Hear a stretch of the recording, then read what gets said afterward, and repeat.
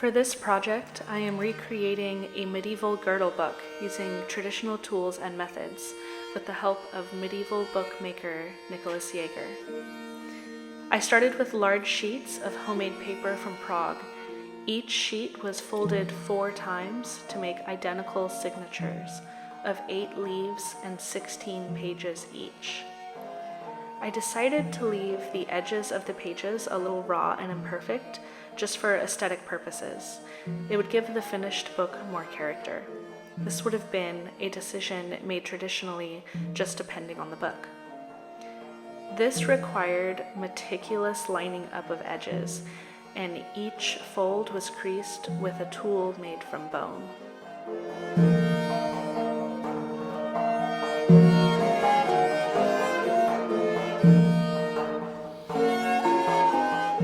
Nicholas helped me to embody the almost meditative technique of paper cutting.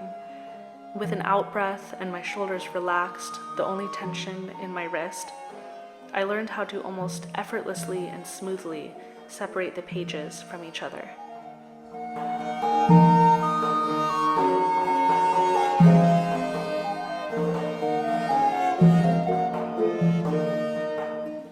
Next, we made a makeshift ruler to help line up where the holes were to be punched.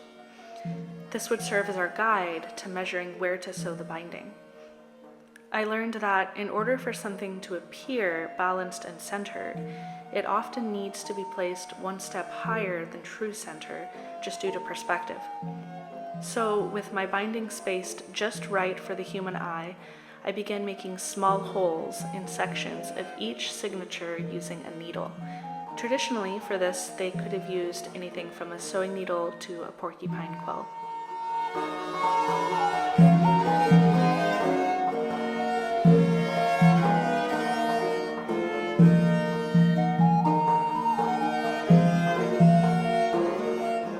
Sewing frames were one way to speed things up, but Nicholas felt like it would be best for me to learn off-frame so it didn't become a crutch.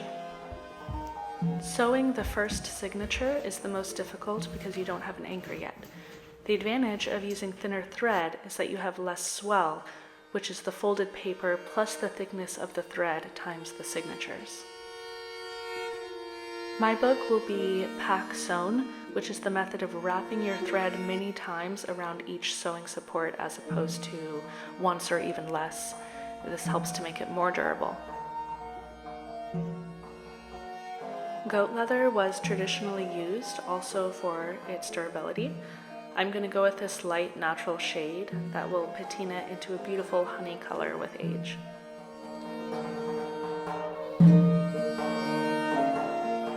Next, I waxed my thread on a block of beeswax in preparation for sewing my signatures.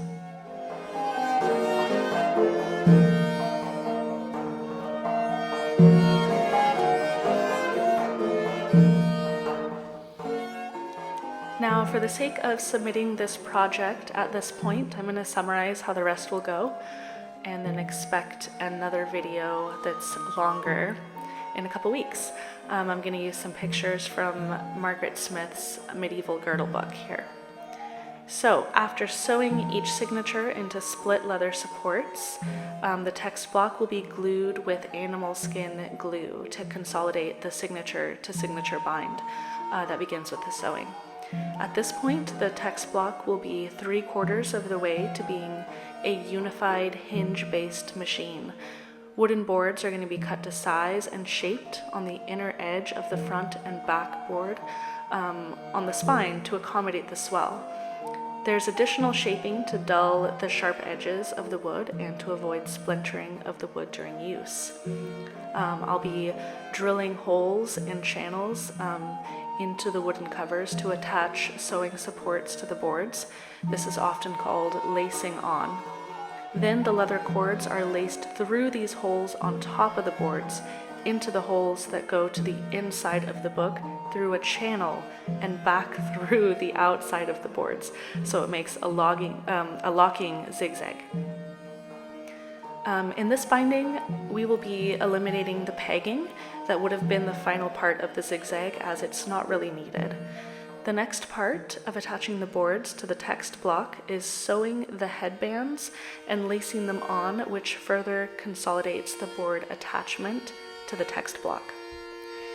Then lining the spine with material that will overlap the text block and be attached later to the inside of the boards. This material traditionally could have been vellum, leather, or linen. At this point, the book has a functional binding. The leather will cover and protect the sewing supports and the paper on the spine. In addition, it is pasted to the spine and becomes the final spine liner. The next step is to paste the spine liner to the inside of the boards. Then I will cut the leather to the size of the text block to make an integrated leather cover with a separate strip of leather at the base of the book to account for the leather cover extending beyond the bottom and attaching to the girdle. The leather at the head of the boards and the four edges will be turned in. Once the leather is attached to the text block, I'll make a knot on the end of the leather called a Turk's head knot, and the final step is to paste down the end papers. At that point, the only thing left to do is to put that cutie on your belt and go walk around.